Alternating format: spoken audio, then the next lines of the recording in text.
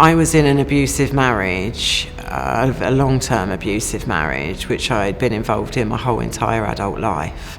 Unfortunately, it was coercive and controlling, and the abuse manifested in psychological and emotional manipulations, which were really intense.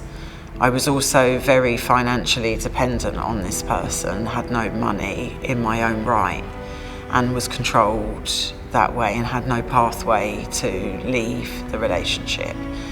I also had to contend with the fact that I had mental health and physical health issues, which were particularly difficult to navigate when I slipped a disc in my lower back, and the disc was compressing on the nerve into my right leg, which left me completely immobilised and bedridden for a year, solely dependent on him for the care of myself and of my daughter. Unfortunately, my daughter really struggled to cope with the bullying, and this led to her having a moment of crisis, and she took an overdose.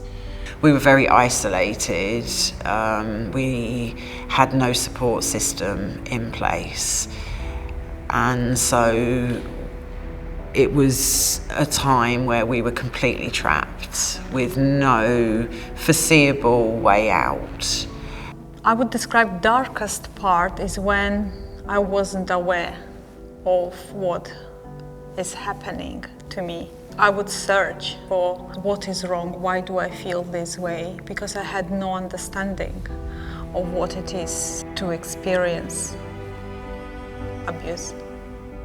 My darkest moments was when I was going through a divorce, and the other one was when I had a tibia fracture, just going to a neighbor just to give them my house keys. It was raining and the floor was quite slippery, and I had a backpack behind me because I was going to work.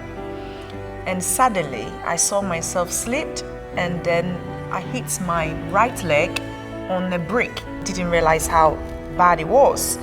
It was when we got to the hospital, they were trying to take my shoes off, and they realized that my leg is split into two. And then immediately they have to rush me to theater. That was my darkest moment, because I've just set up a business. So I was going through divorce, so I was trying to do something so that the divorce does not get me down. And all my children were under 10, and I was very young as well. It's been about 8 years now. It was that, for me, that was the darkest moment, because somebody you are with, all of a sudden they pick their bag, no concrete issue for you to say, okay, this is the issue we were having. I was very blessed. The first person that I had contact with and that I disclosed to, and after being silent for so many years, it was extremely difficult and shameful to open up. And Pauline of Sutton Women's Centre was the person who did that for me, and she just listened. She saw me, she validated me, she comforted me, and then she signposted me to services and a way to empower myself and gain education and knowledge and start the path to leaving this toxic relationship and escaping and navigating a life for myself and my daughter. Greatest support I have received from my psychologist, Dr. Roxanne Agnew-Davis, who not only healed my soul, but also helped me practically, such as finding an immigration solicitor who took my case, as I was at the stage where I needed to apply for humanitarian protection. Another I can't just do not mention is Nikki Thomas, children's support worker, who have been a great help to my kids, yeah, I would say. We can see kindness around when our hearts are open and we have good trust. But for survivors, it's a big challenge, as heart is broken and we lost our trust. So this is where inner work is very important to unlock heart and see good and see that help is in there, and so you can reach it.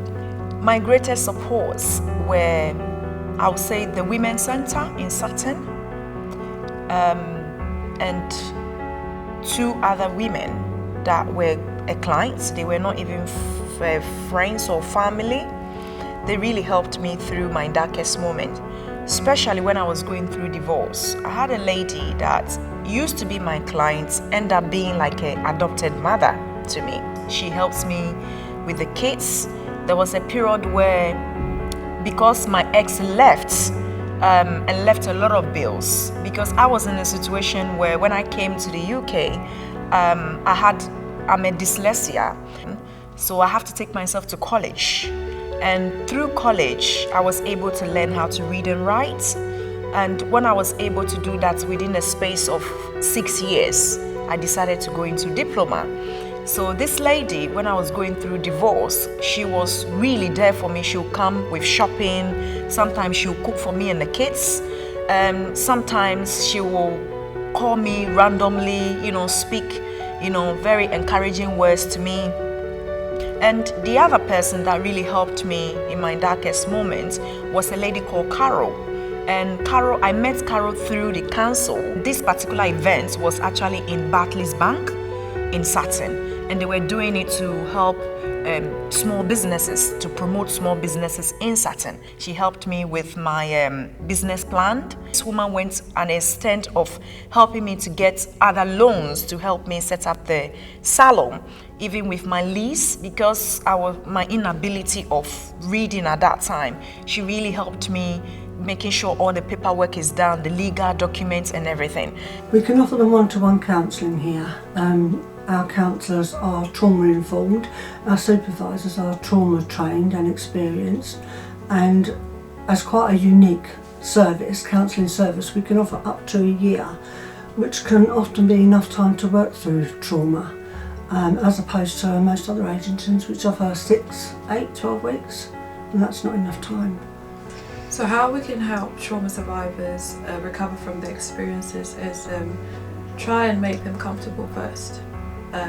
Help them to build that relationship so that you can gain their trust, because the people that we work with, the beneficiaries we work with, most of them are from marginalised communities, and trust is a massive issue. While building relationships, we listen. We make sure we listen to their experiences, because they're all different, and some of them have suppressed some of these experiences for way too long and have normalized some of the experiences. So we try and understand where they're coming from, the backgrounds they're coming from, try and put together an action plan to try and help them and see where they're at, where they want to go to, and what like a short-term plan, a medium-term plan and a long-term plan. But when we do that, the key thing I would just say is to try and listen. And when we listen, then they'll be able to open up a bit more. When they open up a bit more, then they'll be able to share their experiences and what they've gone through. It takes a lot of courage for somebody to first say, this is what's happening to me. So they want to be believed, they want to be heard, validated for how they're feeling. Yeah. They don't want you to rush in, take over, you need to do this, you need to do that. They just want a safe space to be able to say, this is what's happened to me. Yeah. And to go at their pace as well, I think is important. The advice I would give to a trauma survivor is to find a good network, don't stay there. There is help out there, seek help, find good people, good agencies, people that can support you, that you need to know that you're not by yourself. There's someone who's pretty much gone through something similar, but find good people, good agencies and good networks that are able to support you. So it's helping a woman to sort of pack her suitcase with the tools that she needs for her journey to recovery, giving them a safe space to talk and be able to process their feelings, some psychoeducation around how their trauma has maybe impacted them, how that maybe shows itself. Yeah, shows physically in the body. So you look at that a lot on the Freedom We Programme, do, don't you? Yeah, we do. We do like a body mapping exercise where, you know, women can see where they're triggered in their body really, and how they can manage that and how they can recognise what's going on for them before they go into their trauma response. Yeah. It almost takes the shame away. By talking about that, it takes the shame away from why women do stuff. They'll have been judged for what they do, their coping mechanisms, and it's helping them recognise that it is a coping mechanism, it's what they've used to survive, rather than being shamed because they might drink or self-harm, things like that. We look a lot on the Ask Me domestic abuse training that we run at the impacts that abuse can have on a woman, their social impacts, psychological, physical impacts, and how that might portray itself. Someone might be angry, they might be, you know, using drugs or alcohol or self-harm, they might be overeating, they might not be keeping clean, things like that. But it's understanding that is their trauma response and not judging them for that. And working with them, isn't it, to accept themselves In a non-judgmental way. Yeah. I think doing the Freedom Programme and learning the language and that this was a character type was so empowering, and also doing that experience with women that were also going through this in these sort of toxic relationships, and learning to navigate that, learning coping mechanisms, having some humour in the audacity of how you're treated by somebody was really freeing. So that was a big coping strategy. Also, finding my rights, educating myself as to what was possible. Counselling was also of a huge benefit, particularly with somebody who is skilled in this sector of abuse, both financial, coercive, controlling, manipulation, emotional. That was most important, and gave me coping strategies to deal with the ongoing abuse that I was trapped in at that time, and then to leave that and navigate onwards. But I think humour was one of the biggest things. I think ridiculing a monster under the bed is really powerful. And that was the biggest thing for me. It was my art. Art has a great power to heal.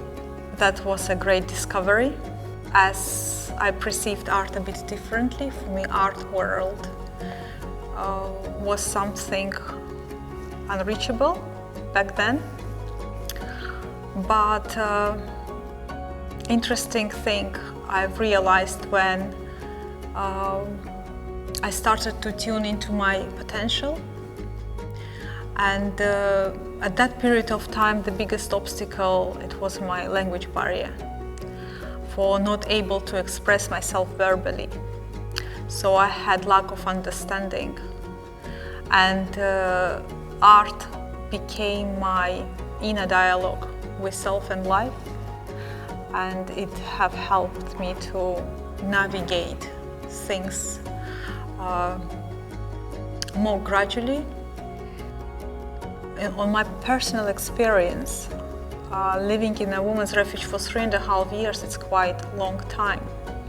And also being on asylum, it feels like you are stuck. I would describe my journey as a spiral. And the nature of the spiral, the way I see it or feel it, that is evolving and rising up. However, it has turns. And before spiral goes up, it goes down. And after that down, when it's rising up, I would always feel that the transformation is happening and I'm on another level.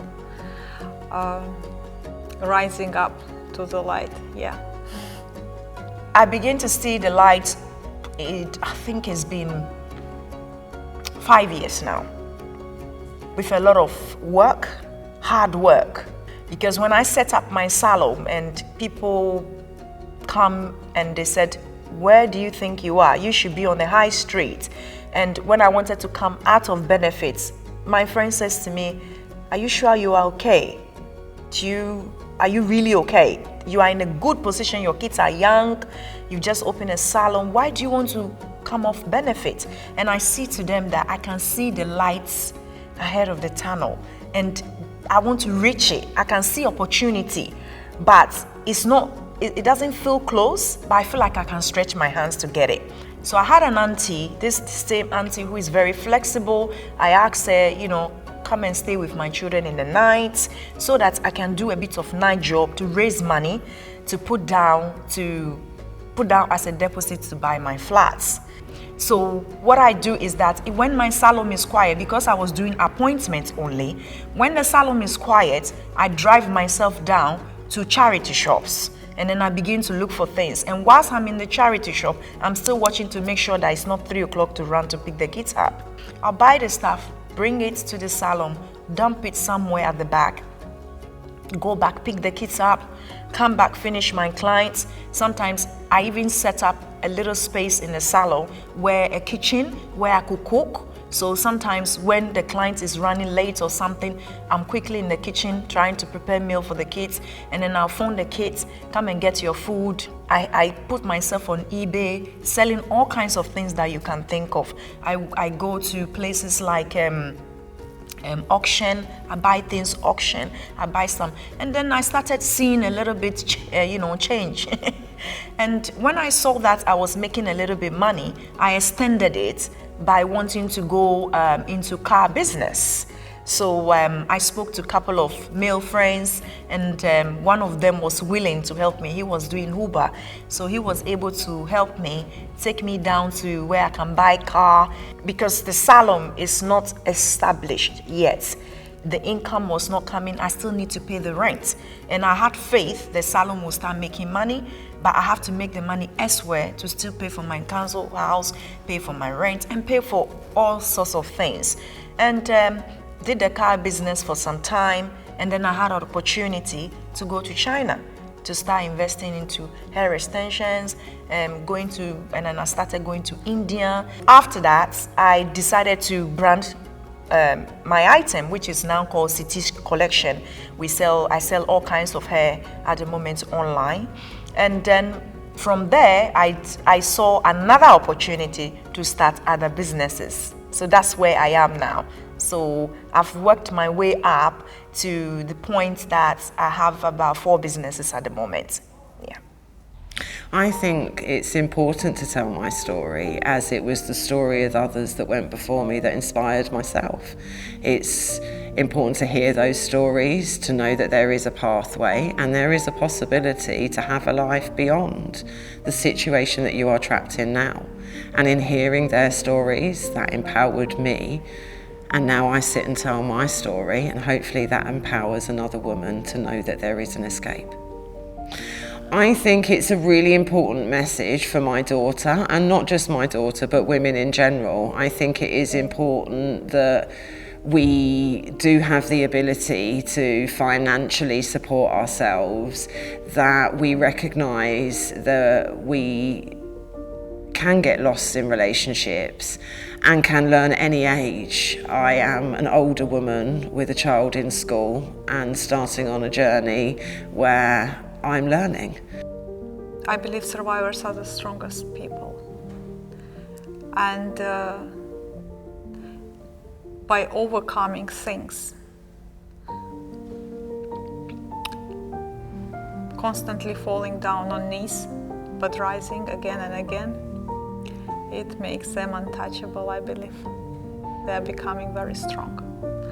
And those especially who at the moment don't believe in themselves, I want to say, if back in 2015 I would see myself now, I would not believe that it's happening to me. Even though I had faith, but I had no vision. So I want to say to that version of myself how strong she was back then. And I want to say to everyone who suffers from gender-based violence, both men and women, that they're amazing, they're strong, and they can make it. I've come across a lot of women that they are very reluctant and they believe that what they are going through can never be changed. And sometimes they don't even know how to change the situation. So they kind of like stuck in it. I have been able to come out of the darkest place. Coming from a background where you've been to school but you still can't read and write. A background where your parents were very extremely poor, that you've slept outside so many times. You've lived days without food. Then coming to get married very young, went through a trauma. And then after that, having a very bad accident. And on top of that, you had 3 children to manage, still aiming to do something. That tells me that somebody can change their life through my story, because it doesn't matter how deep your past is, you can change your life. There is nothing like I cannot do it. And I impact that in my children all the time. I tell them that nobody has got 2 heads. Everybody has got the same hours, the same head, the same wisdom, and the same knowledge, depending on what you want in life. So whatever you want in life, I believe you can get it. Because if I was able to make it from where I am coming from, then some people are even in a better situation than where I was. But I was able to pick myself up from 0 to hero. That means anybody will be able to do it as well.